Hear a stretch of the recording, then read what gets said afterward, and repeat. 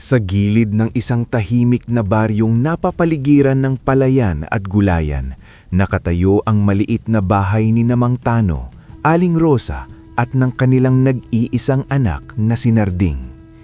Hindi iyon marangya. Pawid ang bubong, kahoy ang dingding, at may munting balkonahe sa harap na tanaw ang bukiring buong sipag na inalagaan ng mag-asawa sa loob ng maraming taon. Ngunit sa kabila ng payak na anyo nito, may init ang bahay na iyon na hindi kayang tumbasan ng anumang yaman. Tuwing umaga, nagigising si Narding sa tunog ng kawaling hinahalo ng kanyang ina at sa boses ng amang maagang nakatayo sa bakuran. "Anak, bumangon ka na!" Tawag ni Mang Tano isang umaga. "Ang araw hindi naghihintay sa tamad." Napangiti si Narding habang lumalabas ng silid. "Hindi naman po ako tamad, itay." "Hindi pa," sagot ni Mang Tano, kunwaring seryoso. "Pero kung tatagal ka pa riyan, malapit na." Mula sa kusina, sumabat si Aling Rosa. "Hayaan mo na ang bata, kagigising pa lang.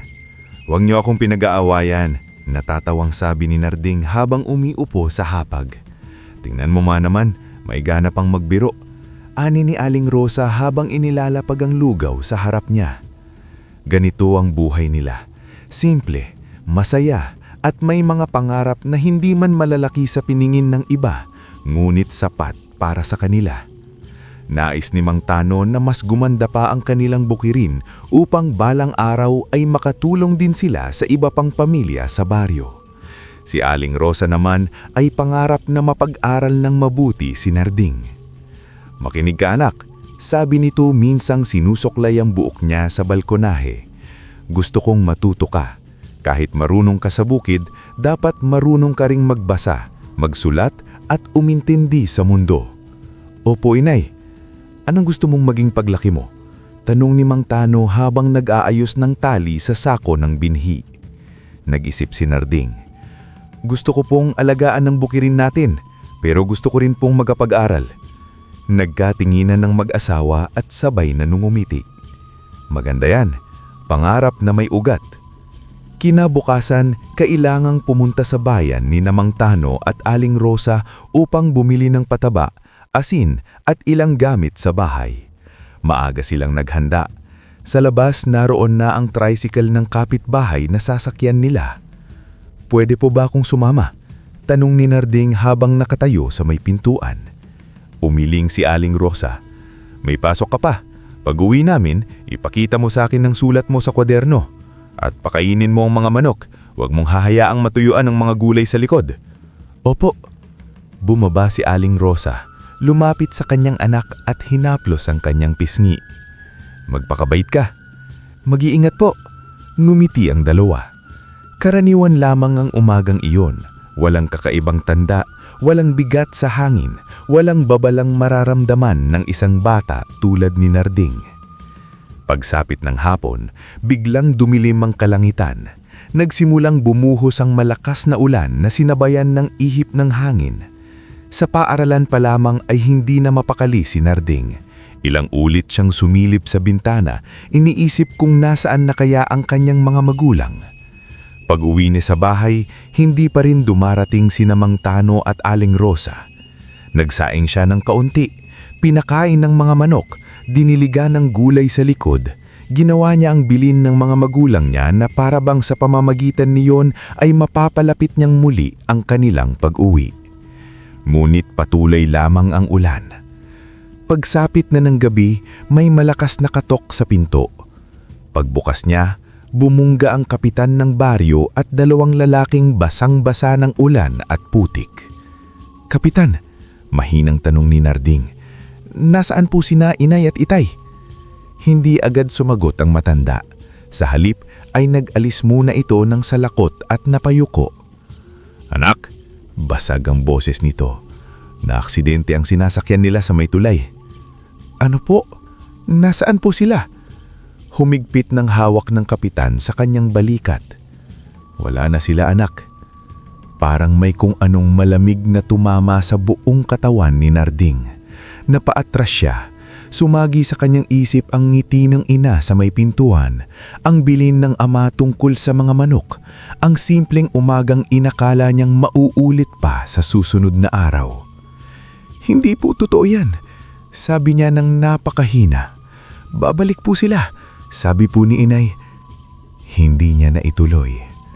Walang kumontra, walang nagsabing nagkamali sila, walang nagsabing buhay pa ang kanyang mga magulang. Doon lamang pumatak ang unang luha niya. Sinundan nito ng isa pa hanggang sa pulusyanang nanginig ang kanyang mga balikat sa pagpigil ng hikbi. "Inay, itay." Sa gabing iyon, ang tahanang puno ng liwanag ay napuno ng dasal, iyak at yabag ng mga nakikiramay. Ngulit sa gitna ng mga tao, kandila at mga salita, iisa lamang ang malinaw na nararamdaman ni Narding, na may isang pinto sa kanyang buhay na tuluyan ng nagsara, at sa kabilang daig noon ay isang mahabang daan na hindi niya alam kung paano tatahakin ng mag-isa. Kapag tapos mailibing sina Mang Tano at Aling Rosa, hindi na muling naging pareho ang tunog ng bahay. Ang kusinang dating may halakak at mahinang awit ni Aling Rosa ay nanahimik. Ang balkonahe kung saan madalas umupo si Mang Tano habang tanaw ang bukirin ay naging lugar na puno ng alaala. Kahit ang hangin na pumapasok sa bintana ay tila may dalang lungkot sa halip na ginhawa. Sa murang edad na 12, naiwan si Narding sa gitna ng tahanang dati puno ng pag-aaruga. Ngulit na yo'y waring napakalaki at napakalamig. Makalipas ang ilang araw, dumating si Tio Milo, ang nakatatandang kapatid ng kanyang ama, kasama ang asawa nitong si Aling Sela at ang anak nilang si Berto. Noong una, mahinahon ang kanilang tinig, may halong pakikiramay ang mga salita, at may kunwaring lambing ang kilos. "Kawawa ka naman, iho," sabi ni Aling Sela habang kunway hinahaplos ang buhok ni Narding. "Huwag kang mag-alala, kami na ang bahala sa iyo." Tumangbo si Tio Milo. "Hindi ka namin pababayaan, bata ka pa, hindi mo pa kayang asikasuhin ang bahay at bukid." Tahimik lamang si Narding. Sa gitna ng pagluluksa, hindi niya nagawang pagdudahan ng kanilang sinabi. Akala niya, darating ang tulong na hindi niya kailangang hingin. Sa unang mga araw, maayos pa ang lahat.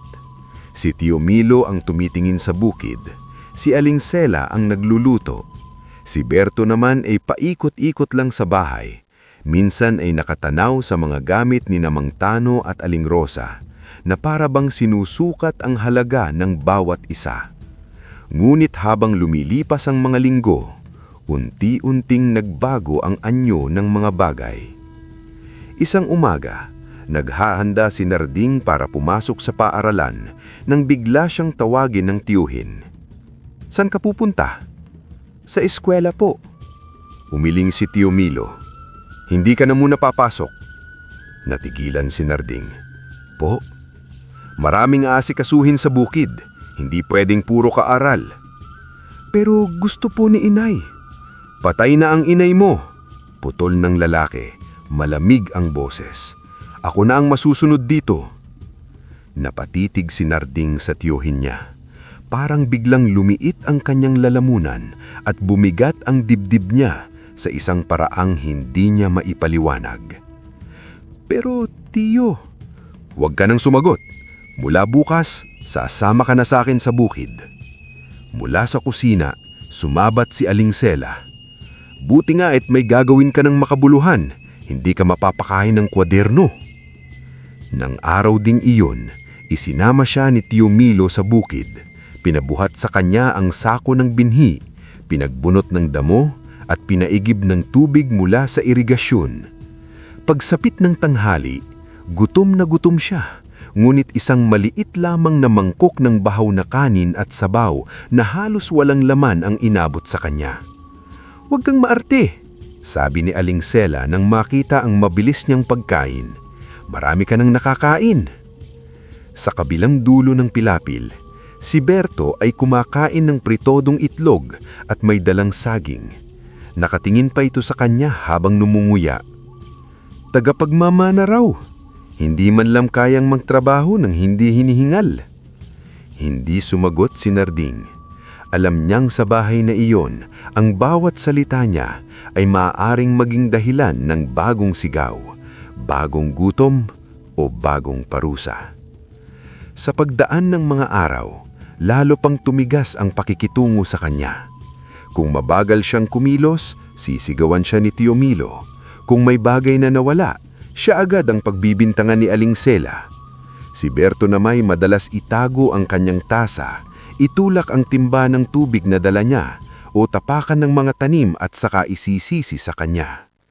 Isang gabi, matapos ang mahabang araw ng pagtatrabaho, umupo si Narding sa hapag upang kumain.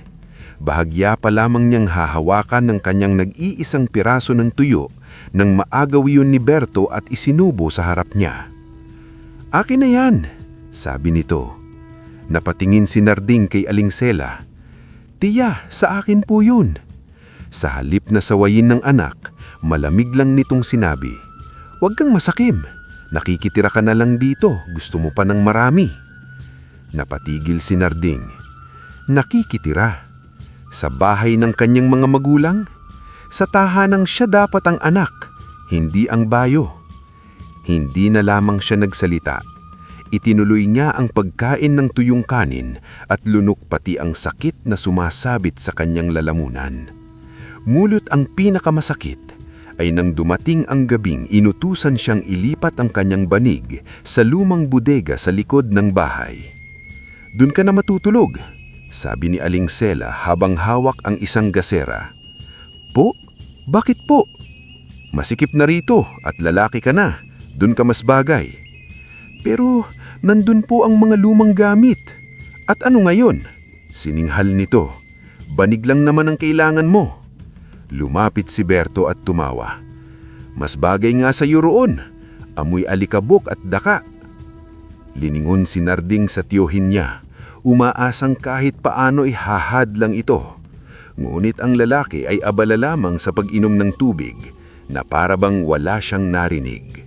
"Dalhin mo na ang gamit mo," sabi nito nang hindi tumitingin. Walang nagawa si Narding kundi kunin ang manipis niyang banig, ang lumang kumot at ang panyo ng kanyang ina. Tahimik siyang naglakad papunta sa bodega. Sa loob nito ay amoy lumang kahoy, kalawang, sako ng palay at mga gamit na matagal nang hindi ginagalaw. May siwang sa dingding na pinapasukan ng malamig na hangin.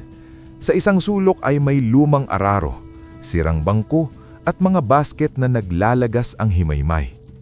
Inilatag niya ang banig sa sahig at umupo roon ng ilang sandali. Mula sa loob ng bahay ay naririnig niya ang tawanan ni Tio Milo, Aling Sela at Berto.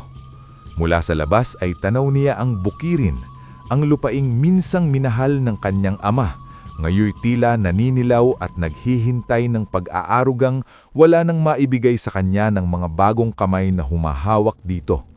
Mahigpit niyang niyakap ang panyo ng kanyang ina at bumulong sa dilim.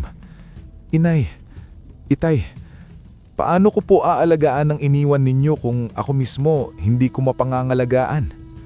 Walang sumagot sa kanya. Ngunit mula sa malayong gilid ng bukirin, sa kabila ng mga damong pinapagalaw ng hangin, may isang mahinang tunog na umabot sa kanyang pandinig.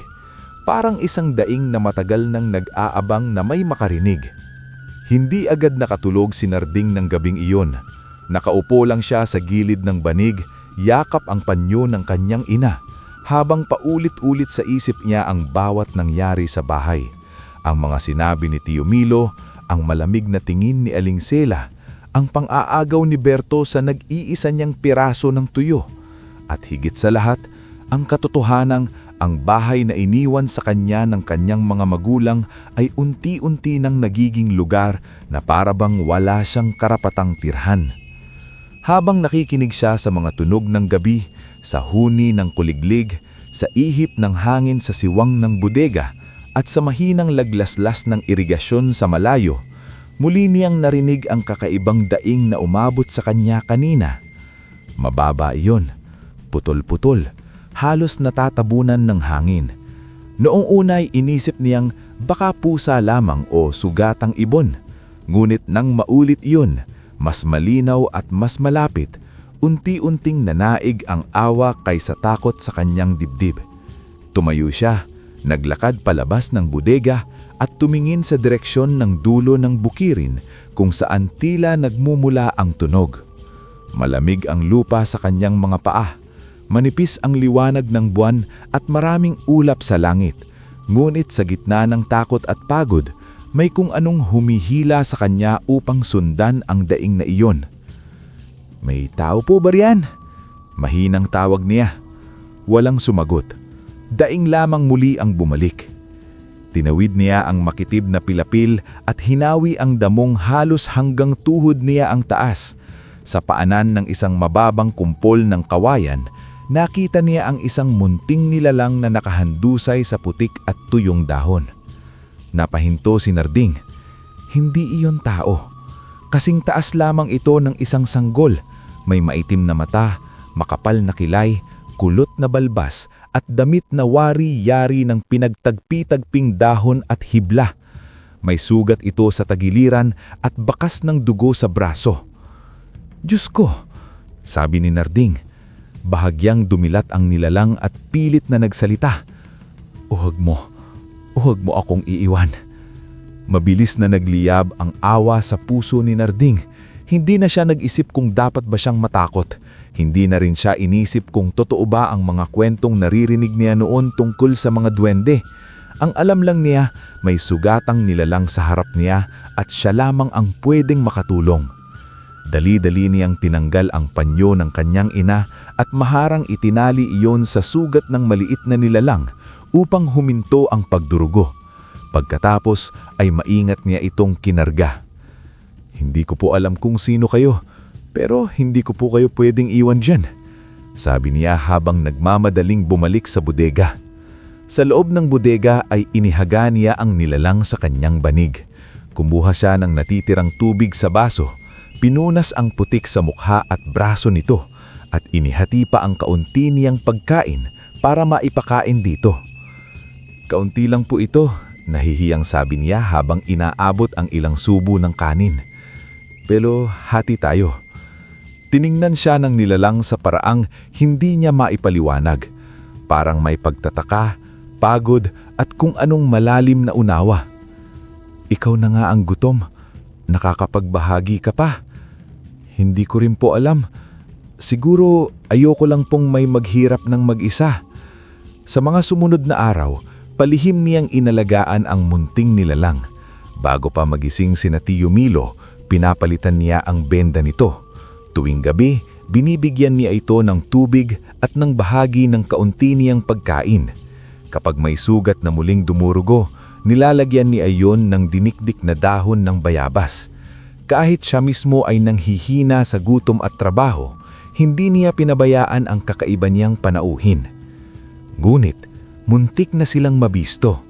Isang hapon, habang pinupunasan niya ng basang tela ang nood ng munting nilalang, biglang bumukas ang pinto ng bodega. Si Berto. "Oy, Narding, may lubid ka ba riyan?" Nabigla si Narding at mabilis na humarang sa sulok kung saan nakahiga ang nilalang. "Wala." "Bakit nakaharang ka?" "Wala lang." "May tinatago ka ba?" "Wala nga." Lumapit si Berto, singkit ang mata at halatang nagdududa. Ngulit bago pa ito makasilip sa likod niya, may nahulog na kalawanging timba sa kabilang sulok. Napalingon doon si Berto. Sa mismong sandaling iyon, mabilis na nakadulas ang nilalang sa likod ng mga sako ng palay. "Ang gulo mo talaga rito," inis na sabi ni Berto bago tuluyang lumabas. Nang makaalis ito, sakalang nakahinga ng maluwag si Narding. "Pasensya na po," sabi niya. Mula sa likod ng mga sako, lumitaw ang munting nilalang at dahan-dahang naupo ng tuhid. Mas maayos na ang tindig nito ngayon, hindi na gaanong makutla ang mukha. "Hindi ka dapat humingi ng tawad," sabi nito. "Ikaw ang nagligtas sa akin. Gumagaling na po kayo." dahil sa kabutihang bihira na sa mga taong nasa paligid ng lupang ito. Tahimik na napatingin si Narding. Pagkatapos ng ilang sandali, ang munting nilalang ay tumayo ng buo at humarap sa kanya. "Ako si Masigasig," sabi nito. "Isa akong duwende." Hindi na halos nagulat si Narding, marahil dahil sa ilang araw na niyang itong inalagaan. Marahil din sa gitna ng lahat ng naranasan niyang sakit, tila mas madaling paniwalaan ang hiwaga kaysa sa kabutihan ng ilang tao. "Bakit po kayo naroon sa bukid?" tanong niya. Napabuntong hininga si Masigasig. "Dahil matagal ko nang binabantayan ang lupang ito. Noon pa man may basbas na ang bukiring minahal ng iyong ama." Nakunot ang noo ni Narding. "Kilala ninyo po si Itay?" "Oo," sabot ng duwende. "Minsan niya rin akong tinulungan noon nang ako'y nangangainib. Hindi niya ako ipinagkanulo, hindi niya ako ginamit sa pansariling pakinabang. Mula noon, alam kong angkan ninyo ang karapat-dapat sa basbas ng lupang ito." Natahimik si Narding. "Ngayon," patuloy ng duwende, "sinubok kita. Gutom ka, inaapi ka, pinagkakaitan ka, ngunit pinili mo pa ring tumulong. Ibig sabihin, hindi pa patay ang kabutihan sa puso mo." Mula sa likod ng lumang kahon, inilabas ni Masigasig ang isang maliit ngunit makinis na banga yari sa tila ordinaryong luwad, ngulit may bahagyang kinang kapag natatamaan ng liwanag. Iniabok niya iyon kay Narding. "Ano po ito?" "Mahiwagang banga." "Anong ginagawa nito?" "Bigas ang biyayang ilalabas nito," sagot ni Masigasig. "Kapag nilagyan mo ng kaunting butil, mapupuno ito ng sapat para sa nangangailangan. Ngunit tandaan mo ang mga tuntunin." "Anong mga tuntunin po?" "Una, hindi ito gagana sa sakim. Ikalawa, hindi ito para sa luho o pagmamataas. At ikatlo, mas lumalakas ang biyaya nito kapag ginagamit sa kabutihan at pagbabahagi." Mahigpit na hinawakan ni Narding ang banga. "Bakit po ako?" Dumiretso ang tingin ng duwende sa kanya. "Dahil kahit ubos na ang halos lahat sa buhay mo, hindi mo pa rin hinayaang maubos ang puso mo." At habang hawak ni Narding ang banga na malamig sa palad ngunit tila may buhay sa loob, ramdam niyang sa unang pagkakataon mula nang namatay ang kanyang mga magulang, may liwanag na muling lumalapit sa kanyang gabi. Hindi agad ginamit ni Narding ang mahiwagang banga ng gabing ibinigay ni Masigasig. Mahigpit niya lamang iyong hawak habang nakaupo sa gilid ng banig, pinagmamasdan ang payak nitong anyo. Kung hindi niya alam ang sinabi ng duwende, iisipin niyang ordinaryong sisidlan lamang iyon na pwedeng ilagay sa sulok ng kusina. Ngumit sa liwanag ng buwan na sumisingit sa siwan ng bodega, may manipis na kislap sa gilid nito na tila gumagalaw parang may buhay. "Subukan mo," sabi ni Masigasig. "Paano po?" "Lagyan mo ng butil ng bigas."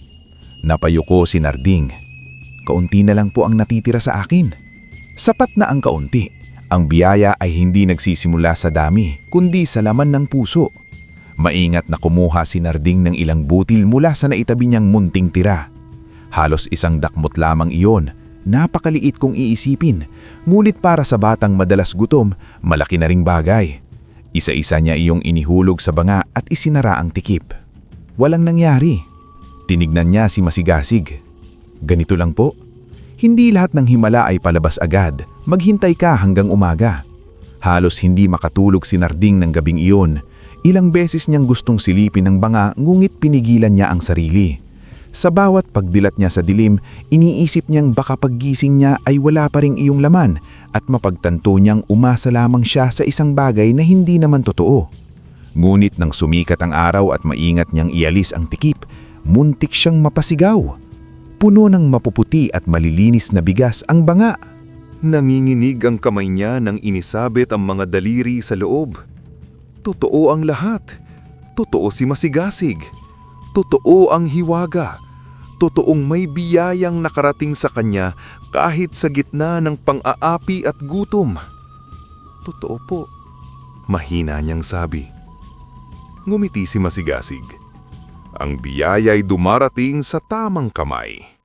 Mabilis, ngunit maingat na nagsaing si Narding sa maliit niyang lutuan sa likod ng bodega.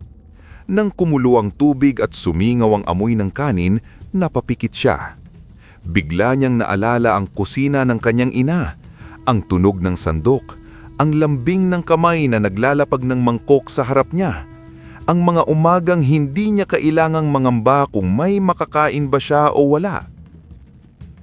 Masarap po sigurong may ulam, sabi niya pagkaraan ng ilang subo. Tumawa ng bahagya si Masigasig. Huwag kang masyadong malungkutin habang kumakain ng himala. Napangiti si Narding. Pasensya na po. Sa mga sumunod na araw, lihim niyang ginamit ang banga. Kapag may kaunti siyang bigas na naititira, inihuhulog niya iyon sa loob bago matulog. Kinaumagahan, muli iyong napupuno. Hindi sobrang dami, ngunit sapat upang hindi na siya manghina ng todo. Unti-unting bumalik ang lakas niya. Nawala ang sobrang panlalabo ng paningin. Hindi na rin siya agad natitinag sa pagod sa bukid. Napansin niyon ni Berto. "Oy," sabi nito minsang nagtatagpo sila sa poso. "Parang hindi ka na namumutla." Walang imik si Narding. "May tinatago kang pagkain, no?" "Wala." "Sinungaling." Hindi na sumagot si Narding. Sa halip, kinuha niya ang balde at bumalik sa bodega na mas maingat kaysa dati. Ngumit higit sa pagbabago sa katawan niya, mas malaking pagbabago ang nangyari sa puso niya. Isang hapon, habang paumi mula sa bukid, nadaanan niya si Aling Pina na nakaupo sa hagdan ng kubo nito kasama ang apo niyang payat at tahimik. "Lola," sabi ng bata, "gutom na po ako." Napayuko si Aling Pina. "Pasensya ka na po, wala pang may saing." Huminto si Narbing. Matagal siyang nakatayo roon, waring may mabigat na bagay na biglang lumapag sa dibdib niya. Alam niya ang pakiramdam ng batang gutom. Alam niya ang tunog ng tiyan na walang laman. Alam niya ang klase ng katahimikang sinusubukang takpan ng mga matatanda kapag wala nang maibigay. Kinagabihan, habang nakatitig siya sa banga, marahan niyang tinanong si Masigasig, "Pwede ko po bang ibahagi? Anong sinasabi ng puso mo?" "Na hindi ko kayang kumain ng may ibang natutulog na gutom." Tumanggo ang duwende. "Kung gayon, alam mo na ang dapat gawin." Kumuha si Narding ng maliit na supot ng bigas at nang makatulog na ang lahat sa bahay, palihim niyang iyong iniwan sa hagdan ni Aling Pina. Hindi siya naghintay na makita siyang nagbibigay. Tahimik siyang bumalik sa bodega na may halong kaba at gaan sa pakiramdam. Kinabukasan, nang silipin niya ang banga, napasinghap siya. Mas marami ang laman nito kaysa dati, halos sumagad hanggang bunganga. "Totoo po pala," sambit niya. Higit na lumalakas ang biyaya kapag hindi mo kinukulong sa sarili mo. Hindi lamang minsan nangyari iyon. Nang muling ibiwan si Narding ng supot ng bigas sa isang may sakit na may ina sa kabilang purok, kinaumagahan hindi lamang napulo ang banga, bahagya pa itong umapaw. Mula noon, malinaw na sa kanya ang hiwaga. Kapag para sa sarili lamang, napupuno ang banga. Kapag para sa nangangailaman, umaapaw ito. Kasabay niyon, napansin din niyang may pagbabago sa bukirin. Ang lupang dating naninilaw at bitak-bitak ay unti-unting lumalambot. Ang ilang bahagi ng palay na halos wala ng buhay ay nagkaroon ng mas matingkad na luntayan. Maging ang hangin sa ibabaw ng pilapil ay parang mas magaan at mas buhay. "Masigasig?" tanong niya minsang tanawang palayan sa siwang ng bodega. "Magkaugnay po ba ang banga at ang bukirin?" Tumingin ako sa kanya. Kapag ang biyaya ay nasa mabuting kamay, hindi lang isang bagay ang binubuhay. Sa gabing iyon, habang abala si Narding sa maingat na pagtatago ng banga, may pares ng matang nakasilip sa maliit na siwang ng dingding ng bodega. Tahimik, mapanuri, at unti-unting nilalamon ng inggit. Si Berto. At sa puso ng binatletong sanay mang-agaw at mang-api, nagsisimula ng tumubo ang masamang balak na lalo pang magpapabigat sa daraanan ni Narding bago niya tuluyang mabawi ang para sa kanya. Mula sa nasulyaban ni Berto sa loob ng bodega, hindi na siya mapalagay. Sa umaga, Kunwari wala siyang pakialam habang nakaupo sa hagdan at ngumunguya ng nilagang kamote. Sa tanghali, nagpapanggap siyang abala sa pag-aalis ng damo sa bakuran. Sa gabi naman, paikot-ikot siya malapit sa bodega na parang may hinahanap. Ngunit, sa likod ng lahat ng iyon, iisa lamang ang iniikutin ng isipan niya. Ano ang tinatago ni Narding? At bakit tila unti-unting bumabalik ang lakas nito kahit kakaunti lang ang pagkain na ibinibigay sa kanya? Isang hapon, habang nagsasalansan ng kahoy si Narding sa likod ng bahay, lumapit si Berto at sumandal sa poste. Oy, sabi nito, kunwaring walang mali siya. Ano ba talagang meron sa bodega mo? Wala. Bakit ayaw mong papasukin ako? Bodega yun. Anong gagawin mo roon? Baka may pagkain kang itinatago. Tahimik lang si Narding. Kinuha niya ang huling piraso ng panggatong at inilagay sa tumpok. Lalong sumama ang timpla ni Berto. Sanay siyang mapikon si Narding. Sanay siyang mapansin. Ngunit habang tumatagal, tila nagiging mas tahimik at mas matatag ang pinsan niyang dati madaling yurakan. Kinabukasan, nagkunwari si Berto na pupunta sa ilog. Ngunit sa halip na tumuloy, nagtago siya sa likod ng bodega. Ilang sandali pa ay dumating si Narding, maingat na luminga sa paligid bago pumasok sa loob. Dumukwang si Berto sa siwang ng dingding. Sa loob, malinaw niyang nakita si Narding na inilalabas ang kakaibang banga mula sa ilalim ng banig. Naglagay ito ng ilang butil sa loob, saka maingat na isinara ang takip. Sa kabilang sulok ay may munting aninong mabilis na gumalaw. Si Masigasig, ngunit hindi iyon namataan ng maayos ni Berto. Ang tumimo sa isip niya ay ang banga at ang paraan ng pag-iingat ni Narding rito. Nang makaalis si Narding sandali upang mag-igib, hindi na napigilan ni Berto ang sarili. Mabilis siyang pumasok sa bodega at halos halongkatin ang buong sulok. Nang makita niya ang banga, kumislap ang mga mata niya. "Ito na yun," sabi niya. Tinanggal niya ang takip. Walang laman. Napasimangot siya. Ganito lang? Ngulit naalala niya ang mga butil na inihulog ni Narding.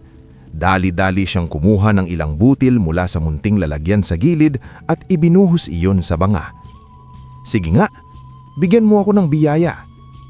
Walang nangyari. Inalog niya ang banga. "Labas ka ng bigas o ginto o kahit ano."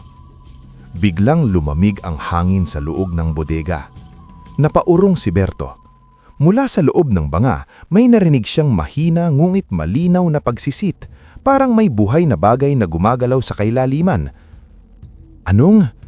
Napapitlag siya at mabilis na sumilip sa bunganga nito. Sa isang iglap, may maitim na anyong kumislot sa loob. Napabitiwan siya ng takot at bumagsak ang banga sa banig. Mabuti na lamang at hindi ito nabasag.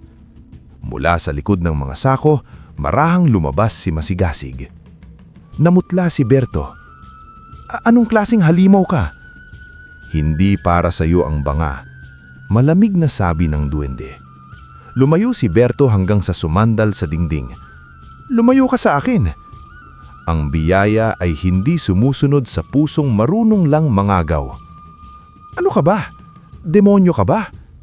Mas tumalim ang tingin ni Masigasig. Mas malapit sa demonyo ang kasakiman kesa sa alinmang nilalang ng lupa. Hindi na naghintay si Berto. Tumakbo siya palabas ng bodega, halos nadadapa sa pagmamadali. Sa may bakod, nasalubong niya si Narding na may dalang timba ng tubig. "Anong ginawa mo?" tanong ni Narding, nagulat. "May sumpa ka roon. May kung anong nilalang sa bodega." "Tumahimik ka," mabilis na sabi ni Narding habang lumilinga sa paligid. Ngunit ang hiya at takot ni Berto ay agad na napalitan ng galit. Hindi niya kayang amining natakot siya. At dahil sanay siyang iligtas ang sarili pinagmamagipan ng pagsusumbong at pagbibintang, iyon din ang ginawa niya. Kinagabihan, habang ginaayos ni Narding ang banig sa bodega, malakas na bumukas ang pinto. Nandoon sina Tio Milo, Aling Sela at Berto. "Ano raw ang ikinatago mo rito?" "Wala po." "Sinungaling," putol ni Berto. "May banga siya rito, kaya pala hindi siya gutom na gutom. Kaya pala may lumilitaw na bigas sa baryo." Kaagad na inusisan ni Tio Milo ang sulok at nakita ang banga sa ilalim ng banig. Hinabot niya iyon. "Hindi po!" sigaw ni Narding at agad na hakbang pasulong. "Huwag niyo pang kunin!" Napatingin sa kanya si Tio Milo, mas lalo pang naghinala. "Bakit? May mahalaga ba rito? Huwag niyo pong iyong gamitin." Aba, sabat ni Aling Sela, kaya pala may itinatago kang biyaya rito habang kami ang nagpapakain sa iyo. Hindi po totoo yan, nanginginig na sabi ni Narding. Hindi yan para sa... Tumahimik ka, singhal ni Tio Milo. Sa bahay na ito, ako ang masusunod. Lumapit si Berto, may halo ng pananabik ang takot sa muka. Subukan mo, Itay, baka ginto ang ilabas. Namamagitan si Narding, pero marahas siyang itinulak ni Aling Sela. "Lumayo ka dyan!" Bumagsak siya sa gilid ng banig at doon lamang niya napansin ang madilim na anyo ni Masigasig sa likod ng mga sako. Tahimik, matalim ang tingin at waring hinihintay ang mangyayari. Sa sandaling iyon, nawala ang banga sa kamay ni Narding at napunta sa mga taong matagal nang nambubusabos sa kanya. At sa halip na liwanag, ang umalingaw-ngaw sa bodega ay ang mabigat na pakiramdam ng isang kapahamakang kusa nilang inanyaya sa sarili nilang mga kamay. Hindi na ibalik kay Narding ang banga ng gabing iyon. Naiwan lamang siyang nakaupo sa sahig ng bodega, hinihingal at nanlalabo ang paningin sa takot at sama ng loob, habang naririnig sa loob ng bahay ang mababang usapan ni Tio Milo, Aling Sela at Berto. Halata sa mga boses nila ang pananabik. Walang ni isa sa kanila ang nakaramdam ng pag-aalinlangan. Para sa mga tulad nila, ang isang bagay na kayang magbigay ng bigas ay hindi biyaya kundi kapaganahan. Kapaganahang mapakinabangan, maangkin at damihan pa para sa sariling luho. "Masigasig," sabi ni Narding. "Maaagaw na tuba nila iyon sa akin?" Mula sa anino ng mga sako, lumabas ang duwende at tahimik na tumingin sa pintuan. Hindi nila maaagaw ang basbas, pero nasa kanila ang banga. Nasa kanila ang sisidlan, sabi ni Masigasig, hindi ang karapatang gumamit. Lalong kumabog ang dibdib ni Narding nang marinig niya ang boses ni Tio Milo mula sa bahay. "Berto, kumuha ka nga ng bigas." "Akin na, Itay!" "Huwag mong agawin sa akin," sabat ni Aling Sela. "Ako ang unang titingin kung totoo nga ito." Napapikit si Narding. "Kailangan ko po ba silang pigilan?" "Hindi." "Pero..." "Ang pusong sakim ay kadalasan hindi natututo sa paalaala," malamig na sagot ni Masigasig. "Natutuwa lamang iyon sa kapahamakan kapag hindi pa nito nararanasan." Ilang sandali pa ay tumahimik ang loob ng bahay, tila hinihintay ng lahat ang unang himala. Pagkatapos ay sumabog ang sigawan. "Ahas! Diyos ko! Milo! Milo! Ilayo mo yan! Nanay!" Napabalikwas si Narding at mabilis na tumayo. "Anong nangyari?" Ang biyayang hiningi nila ay nag-anyo ayon sa laman ng puso nila. Hindi na napigilan ni Narding ang sarili. Tumakbo siya palabas ng bodega at sumugod sa loob ng bahay. Pagpasok niya, tumambad sa kanya ang gulong tagpo. Nakatumba ang isang bangko, basag ang pinggan sa sahig. Si Aling Sela ay nakatuntong sa upuan, naninginig at umiiyak. Si Berto naman ay nakadikit sa dingding, putlang-putla at halos hindi makasigaw sa tindi ng takot. Si Tio Milo naman ay hawak pa rin ng banga, pero halos mabitawan niyon sa pagmamadaling umiwas sa mga may itim at mabibilis na ahas na sunod-sunod na lumalabas mula sa bunganga nito. Hindi iyon isa o dalawa lamang, marami. Gumargapang sila sa sahig, sa paanan ng mesa, sa ilalim ng upuan, sa gilid ng dingding. "Ilabas mo yan!" sigaw ni Aling Sela. "Paano?" balik sigaw ni Tio Milo. "Bitawan mo! Berto, ilayo mo! Ayoko! Ayoko!" Natigil si Narding sa may pinto, hawak ang hininga.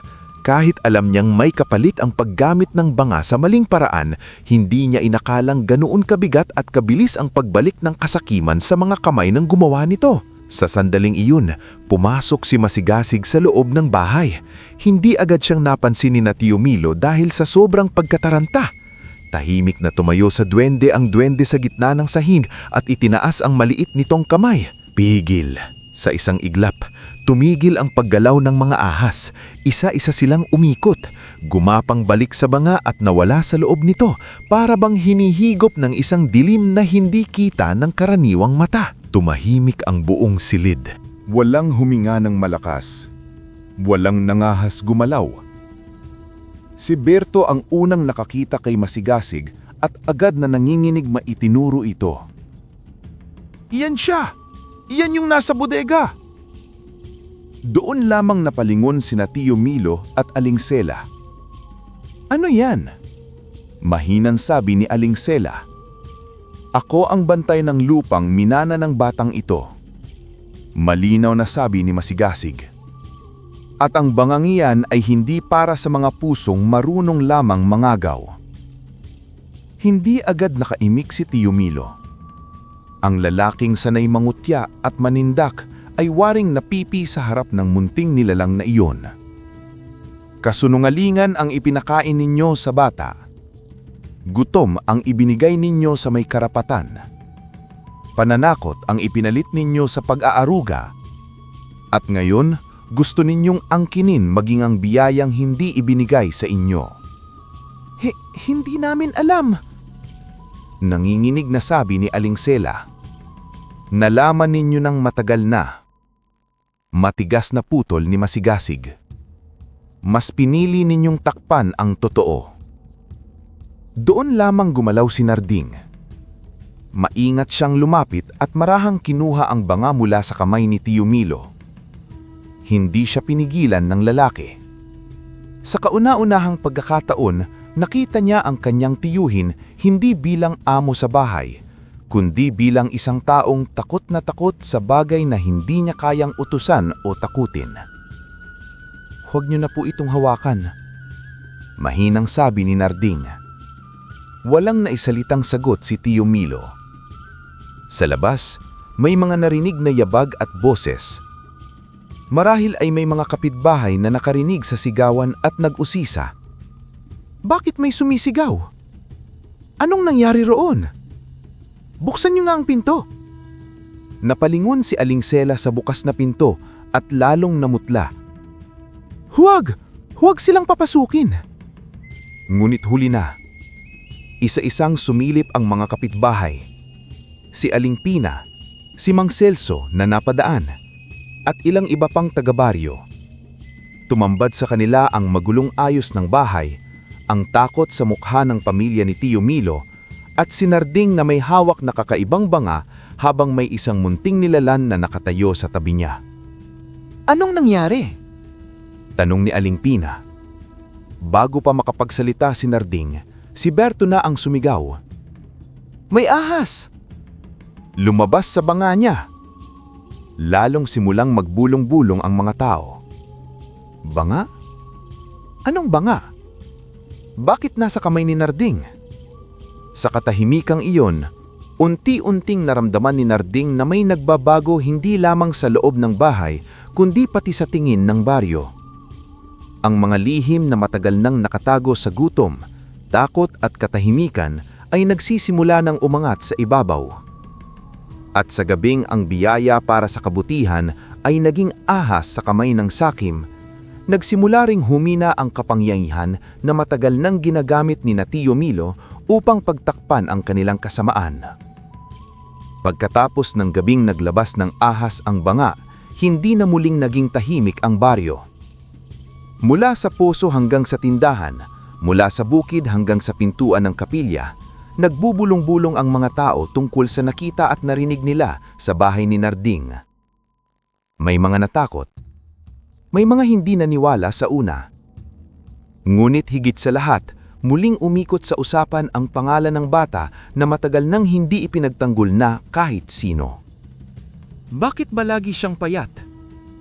Bakit siya natutulog sa bodega? Hindi ba't bahay iyon ng mga magulang niya? Paano napunta kay Milo ang kapangyarihan? Ang mga tanong na dating tahimik lamang sa isip ng ilan ay naging lantad na pag-uusapan. At sa pagdami ng mga matang nagmamasid, lalong nahirapang itago ni Tio Milo at Aling Sela ang katotohanan. Si Aling Pina ang unang nagsalita ng hayagan. Isang umaga, sa ilalim ng puno ng akasya malapit sa barangay hall, nakaharap siya sa ilang kapitbahay at sa kapitan. Matagal ko nang alam. Sabi niya, narinig ko mismo noon kay Mang Tano na ang bahay at bukid ay para kay Narding. Bata pa lang siya, sinasabi na nila iyon. Tumanggo ang isa pang matandang magsasaka. Ako rin, narinig ko yun. At gusto pa nga raw nilang ipagpatuloy ng bata ang pag-aaral habang unti-unting natututo sa bukid. Napatingin si Kapitan kay Tio Milo na noon ay nakatayo sa gilid, tikom ang bibig at halatang hindi mapakali. Anong masasabi mo? Tanong ng Kapitan.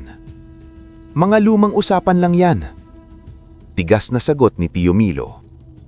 Wala namang kasulatan. Nasa likod lamang si Narding noon. Tahimik ngunit pinipigilan ang panginginig ng dibdib. Alam niyang totoo ang mga sinasabi ng matatanda.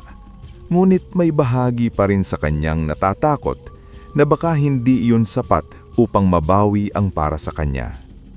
Kinagabihan, ibinuhos niya ang kaba kay Masigasig sa loob ng bodega. Paano po kung hindi ako paniwalaan? Tahimik na naupo ang duwende sa ibabaw ng lumang kahon at tinitigan siya. Ang totoo ay parang binhi. Kahit matagal ibinaon, may oras na sisibol din. Pero wala po akong hawak. Bahagyang ngumiti si Masigasig. Sigurado ka ba? Lumapit ito sa isang sulok ng bodega na matagal nang hindi ginagalaw at inalis ang nakapatong na lumang basket. Sa ilalim niyon ay may isang balot na tela, maingat na nakatiklop at halatang matagal nang naitago. Ano po yan? Bagay na iniligtas ko bago pa tuluyang mapunta sa maling kamay. Dahan-dahang binuksan ni Narding ang tela. Sa loob niyon ay mga lumang papel, isang sobre, ilang kasulatan at isang sulat kamay na agad niyang nakikilala kahit nanginginig ang hawak niya. Sulit po ba ito ni Itay? Tumanggo si Masigasig. Namlamig ang kamay ni Narding habang binubuklat ang sulat. Hindi man perpekto ang kanyang pagbasa, malinaw ang diwa ng mga kataga. Kung may mangyari man sa kanila ni Aling Rosa, si Narding ang tunay na tagapagmana ng bahay at bukirin. At nais nilang maipagpatuloy niya ang pangarap nilang buhayin at pagandahin pa ang lupang iyon, habang hindi isinasantabi ang pag-aaral. Napakagat si Narding sa labi upang pigilan ang paghigbi. Bakit ngayon ko lang po ito nakita? Dahil ngayon mo lang kakayaning hawakan nang hindi ka nadudurog, sagot ni Masigasig. Kinabukasan, ipinatawag ng kapitan ng baryo ang ilang nakatatanda, kasama sina Aling Pina, Mang Celso at ilang kapitbahay na nakakakilala ng matagal kina Mang Tano at Aling Rosa. Nasa gitna roon si Tio Milo, kasama sina Aling Sela at si Berto, na hindi na kasing tapang ng dati. Nakatayo si Narding sa harap nila, hawak ang mga papel. Nanginginig man ang kamay niya, hindi na kasing tindi ng takot sa dibdib niya. Kapitan, mahinang sabi niya, hindi ko po gusto ng gulo. Gusto ko lang pong ibalik ang totoo. Inilatag niya ang sulat at mga kasulatan. Habang binabasa ng kapitan at ng ilang nakatatanda ang mga iyon, mas lalong lumalim ang katahimikan sa paligid. Maging si Tio Milo ay hindi agad nakapagsalita. Nakita ni Narding ang biglang pagkaitim ng mukha nito nang mabasa ang sulat ng kanyang ama. Totoo ito, sabi ng kapitan. Pagkaraan ng ilang sandali, malinaw ang hangarin ni Mang Tano at Aling Rosa. Yun din ang pagkakaalala ko. Ilang beses pang ang sinabi ni Rosa noon na gusto niyang makapag-aral ng maayos si Narding. Nagsimulang magbulungan ng mga tao. Doon nagsalita si Berto sa unang pagkakataon matapos ang mahabang katahimikan. Hindi na iyon ang manuksong boses niya noon. Mahina iyon, halos alanganin. Itay, napalingon si Tio Milo sa anak. Ano? Hindi agad tumingin ng diretso si Berto. Tama na siguro. Parang mas mabigat pa sa anumang sigaw ang simpleng linyang iyon. Napapikit si Tio Milo. Halatang gusto niyang lumaban, gustong sumigaw, gustong bawiin ang lahat sa pamamagitan ng puwersa at galit. Ngulit hindi na siya pinapanigan ng takot ng baryo. Hindi na rin niya maitatanggi ang nakalatag na katotohanan sa harap niya. "Anong gusto ninyong mangyari?" Mariin niyang tanong. "Tiyo," mahinang sabi ni Narding, "ibalik niyo lang po ang sa amin." Hindi iyon sinabi ng may galit. Hindi rin iyon may yabang. Iyon ang mas nagpatigil sa mga nakikinig. Ang katotohanang kahit may sapat siyang dahilan upang maghimsak, ang hinihingi lang ng bata ay ang nararapat. Sa sandaling iyon, alam ni Narding na malapit nang magbunga ang binhing matagal niyang dinidiligan ng luha, gutom at pagtitiis. At sa kauna-unahang pagkakataon, matapos ang napakahabang panahon, hindi na lamang siyang umaasa. Nagsisimula na siyang maniwala na may pagbabalik ngang nakalaan para sa kanya. Hindi naging madali ang pagbitaw ni Tio Milo sa bahay at bukirin. Ngunit matapos ang pagpupulong sa harap ng kapitan at ng ilang nakatatanda sa baryo, malinaw na wala na silang maipaglalaban nang hindi tuluyang lumalabas ang lahat ng kanilang pang-aabuso. Ang sulat ni Mang Tano, ang mga kasulatan at ang mga testimonya ng mga taong matagal nang nakakakilala sa pamilya ni Narding ay sapat upang mabasag ang kapangyarihang ilang buwan nilang itinayo sa takot at pangangagab. 2 araw matapos ang usapang iyon, nagsimula nang mag-impact si Tio Milo. Tahimik ang buong bahay. Wala nang sigaw, wala nang utos, wala nang yabang sa lakad ni Aling Sela habang naglalabas ng mga gamit mula sa kusina. Si Berto namay hindi makatingin ng diretso kay Narding. Ang dating malakas tumawa tuwing inaapi siya ay ngayoy tikom ang bibig at wari hirap lunukin ang sarili niyang hiya. Nakatayo lamang si Narding sa may pintuan ng sala. Pinanunood ang pag-alis nila. Hindi siya nakaramdam ng tuwa. Hindi rin siya nakaramdam ng matamis na ganti. Ang meron lamang ay mabigat at tahimik na pakiramdam. Parang hindi pa niya lubos mapaniwala na ang bahay na dati niyang iniiyakan sa gabi ay unti-unti nang bumabalik sa kanya. Habang binubuhat ni Berto ang isang sako ng damit, napahanto ito at sumulyap kay Narding. "Huwag mo na akong tingnan ng ganyan." Mahina nitong sabi. "Paano?" tanong ni Narding. Parang wala ka namang galit." Matagal bago sumagot si Narding. "Pagod na akong magalit." Napatitig si Berto sa kanya, saka dahan-dahang ibinaba ang tingin. Hindi ito humingi ng malinaw na tawad, ngulit ramdam sa bigat ng kilos nito na may kung anong nabasag sa loob niya. Isang yabang na matagal niyang ginamit upang makisama sa kasamaan ng mga magulang niya. Sa kabilang silid, biglang nagsalita si Aling Sela habang tinutupi ang isang lumang kumot. "Milo, bilisan mo. Ayoko nang magtagal dito." May pait sa tono nito, ngunit may halong takot na hindi na nito may kubli. Nang tuluyang ilabas ang huling gamit, tumigil si Tio Milo sa may pintuan at hinarap si Narding. Hindi na kasing tigas ng dati ang kanyang anyo. Mukha siyang tumanda sa loob lamang ng ilang araw. "Hindi ko inakalang aabot sa ganito," sabi niya. Tahimik lang si Narding. Hindi po lahat ng bagay hawak ng taong malakas sumigaw. Mahinang sagot ni Narding. Doon lamang bahagyang napayuko ang tiyuhin. Wala na itong maisagot. Nang makaalis na silang tuluyan, sumara ang pinto ng bahay sa unang pagkakataon nang wala ang kanilang mga yabag at boses sa loob. Sa biglang katahimikan, mas narinig ni Narding ang kalansing ng hangin sa bubong, ang mahinang ngunit malinaw na laglaslas ng tubig mula sa likod, at ang kaluskos ng mga dahon ng palay sa malayo. Dahan-dahan siyang pumasok sa sala. Tumigil siya sa gitnang silid. Hindi na niya napigilan ang sarili. Umupo siya sa lumang bangko malapit sa mesa at tahimik na umiyak. Hindi iyong iyak ng talunan. Hindi rin iyong iyak ng takot. Iyon ay iyak ng batang matagal nang pinalayas sa sarili niyang lugar at ngayoy muling nakatuntong sa lupang hindi na niya kailangang hininging tirhan. Matagal siyang nanatili roon bago tuluyang tumayo at isa-isang nilibot ang bahay. Sa kusina, Hinaplos niya ang gilid ng istante kung saan madalas maglatag ng pagkain ng kanyang ina. Sa silid ng kanyang mga magulang, maingat niyang inayos ang ilang telang naiwan at itinabi ang mga papel ni Mang Tano sa isang kahong gawa sa lumang kahoy. Sa balkonahe, tumayo siya at tinitigan ng bukirin. Sa liwanag ng dapit hapon, mas malinaw niyang nakita ang pagbabagong matagal na niyang pinapansin. Ang lupang dati maputla ay mas luntingan na. Ang mga palay ay mas mabigat na ang tayo.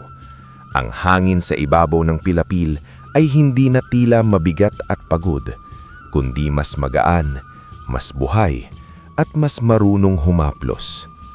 Lumapit si Masigasig at tumabi sa kanya. Humihinga na ulit ang bahay. Sabi ng duwende. Parang ganito rin po ba dati? Tanong ni Narding. Hindi kailanman nawala ang init ni Po. Sagot ni Masigasig. Natatabunan lang. Natahimik si Narding. Pagkatapos ay marahang nagsalita. Gusto kong tuparin ang pangarap nila. Ang alin? Ang gusto ni Itay sa bukid at ang gusto ni Inay sa pag-aaral ko. Ngumiti si Masigasig. Ang batang marunong tumupad sa pangarap ng iba nang hindi nakakalimot sa sarili ay bihira. Kinabukasan, sinimulan ni Narding ang pag-aayos. Una nilinis ang bodega. Ang dating lugar ng kanyang pagtiis ay unti-unti niyang ginawang maayos na imbakan. Isa-isang inilabas ang kalawangin at sirang gamit. Tinanggal ang mga inaanay na kahoy. Inayos ang mga lumang basket at sako. Sa isang sulok, maingat nang itinabi ang mahiwagang banga. Sa kabilang bahagi naman ay nagsimula siyang mag-ipon ng mga supot ng bigas para sa mga nangangailangan. Pagkatapos niyon, inayos niya ang kusina at sala. Hindi siya nagmamadali, wala siyang malaking yaman. Ngunit may tiyaga siya, may alaala, at may puso siyang nais buhayin muli ang bahay na yon sa paraang alam ng kanyang mga magulang. Hindi nagtagal, kumalat sa baryo ang balitang si Narding ay unti-unti nang bumabangon. Bumalik na sa kanya ang bahay. Mas gumaganda na raw ulit ang ani. Hindi raw siya nagdamot sa mga nangangailanan. Unti-unti ring dumami ang mga taong lumalapit, hindi upang utusan siya o kaawaan, kundi upang mag-ulok ng tulong. Narding, sabi ninsan ni Aling Pina, may sobra akong punla ng gulay, sayo na ang iba. At ako, sabi naman ng isang matandang magsasaka, may lumang pala rito, matibay pa, baka mapakinabangan mo. Hindi marami ang inibibigay nila, ngunit sa mga pusong matagal ding nasanay sa pangangailangan, ang maliliit na tulong ay malaki ang halaga. At sa bawat araw na lumilipas, mas lalo lamang tumitibay sa isip ni Narding na ang pagbawi sa bahay at bukirin ay hindi dulo ng kwento niya. Ito ang simula ng mas mabigat ngunit mas makabuluhang tungkulin. Ang buhayin ang iniwang pangarap ng kanyang mga magulang hindi para sa sarili lamang, kundi para sa mundong dati ring tumahimik sa kanyang paghihirap. Lumipas ang mga buwan at tuluyan nang nagbago ang anyo ng buhay ni Narding. Hindi pa ring marangya ang bahay. Hindi pa rin ito kasing laki o kinis ng tahanan ng mayayamang tagabayan. Ngulit may linis na ang kusina, may ayos na ang sala, at ang bubong na dating may siwang ay naipatapal na sa tulong ng ilang kapitbahay. Sa balkonahe, muli nang may upo ang kahoy kung saan siya madalas umupo tuwing dapit hapon, tanga ng alinman sa isang lumang aklat o isang bungkos ng binhing itatanim kinabukasan. Ang bukirin naman ay halos hindi na makilala kumpara sa dati. Ang lupang minsang tuyot at maputla habang hawak ni Tio Milo ay naging luntian at masigla. Mas maayos na ang tubo ng palay. Ang gulayan sa likod ng bahay ay sunod-sunod ang bunga. Maging ang mga punong saging at mangga sa gilid ng bakuran ay tila mas malusog ang mga dahon. Isang umaga, habang nagdidilig si Narding ng mga bagong tanim, dumating si Aling Pina kasama ang ilang kababaihan sa baryo. "Iho," sabi ng matanda, "may dala kaming kaunting tinapay at nilagang saba. Baka hindi ka pa nakakapag-almusal." Napangiti si Narding. "Salamat po, hindi na sana kayo nag-abala." "Hayaan mo kami," sagot ni Aling Pina. "Noong kami ang walang maisaing, may nagiiwan ng bigas sa aming hagdan. Panahon na para kami naman ang magdala." Sandali siyang natahimik. Hindi man iyon direktang pag-amin, malinaw na alam na ng matanda kung sino ang tahimik na tumutulong sa mga nagugutom noon. "Salamat po," sabi niya sa wakas. Habang kumakain sila sa lilim ng puno, biglang naitanong ng isa sa mga babae, "Totoo ba, Narding? Babalik ka raw sa paaralan?" Tumanggo siya. "Opo, gusto ko pong ituloy." "Masaya ang mga magulang mo niyan," sabi ni Aling Pina. Bumaba ang tingin ni Narding sa hawak niyang tinapay. "Sana nga po." Kinahapunan, dumaan siya sa maliit na paaralan ng baryo upang kausapin ang guro niya noong huling pumasok siya. Nagulat ang matandang guro nang makita siyang muli sa may pintuan. "Narding?" sabi nito. "Ikaw ba talaga yan?" "Opo, ma'am." Lumapit ito at pinaupo siya. "Akala ko hindi ka na makakabalik." "Akala ko rin po." "Anong nagbago?" Sandali siyang natahimik. "Naibalik niyo po sa akin ang bahay at bukirin namin at gusto ko pong tuparin ang bilin ni inay." Nanginig ang luha sa mata ng guro. Mulit mabilis nitong itinago iyon sa likod ng ngiti. "Kung ganon, tutulungan kitang makahabol." Paglabas niya sa paaralan, iba ang gaan ng pakiramdam niya. Hindi naging madali ang mawala ng ilang buwan sa pag-aaral. Hindi niya rin alam kung gaano kahirap humabol. Ngulit sa unang pagkakataon, hindi na iyon parang pangarap na para sa iba lamang. Kinahagabihan, ibinuhos niya ang lahat kay Masigasig.